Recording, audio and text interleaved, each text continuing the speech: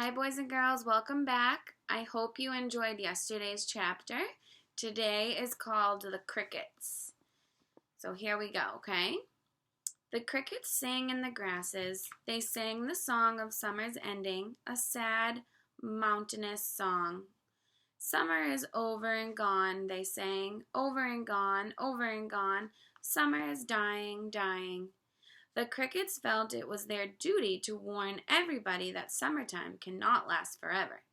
Even on the most beautiful days in the whole year, the days when summer is changing into fall, the crickets spread the rumor of sadness and change. Everybody heard the song of the crickets. Avery and Fern Arable heard it as they walked the dusty road. They knew that school would soon begin again. The young geese heard it and knew that they would never be little goslings again. Charlotte heard it and knew that she hadn't had much time left.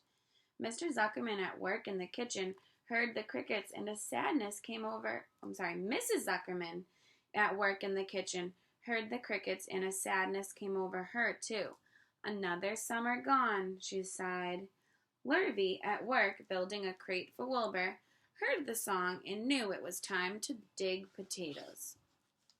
Summer is over and gone, repeated the crickets. How many nights till frost, sang the crickets. Goodbye, summer, goodbye, goodbye. The sheep heard the crickets and they felt so uneasy. They broke a hole in the pasture fence and wandered up into the field across the road.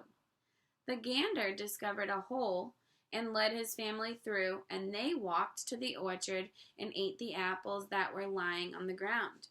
A little maple tree in the swamp heard the cricket's song and turned bright red with anxiety.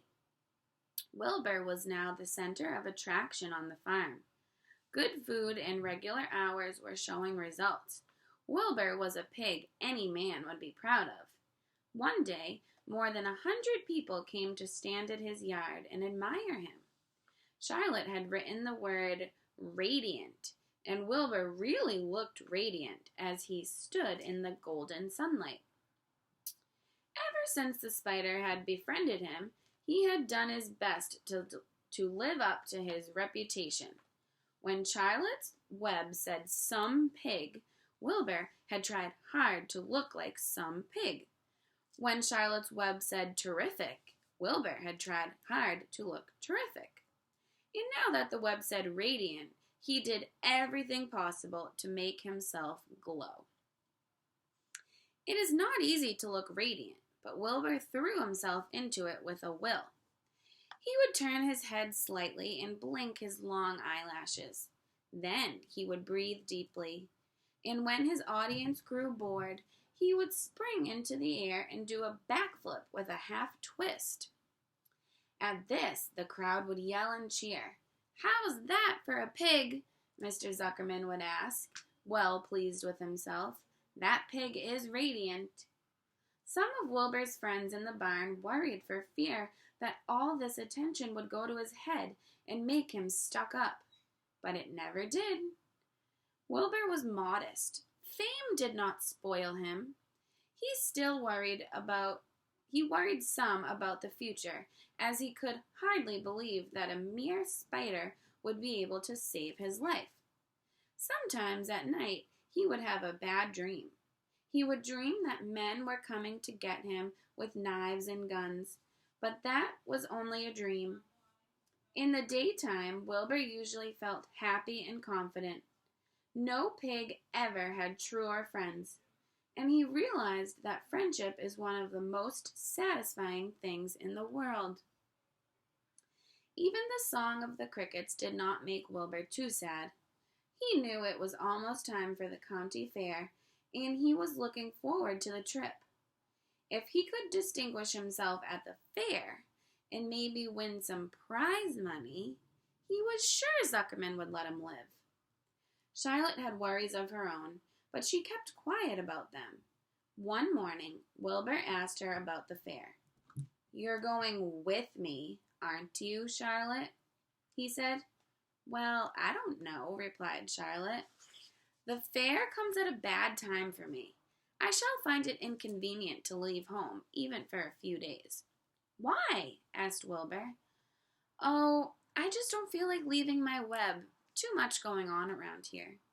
Please come with me, begged Wilbur. I need you, Charlotte.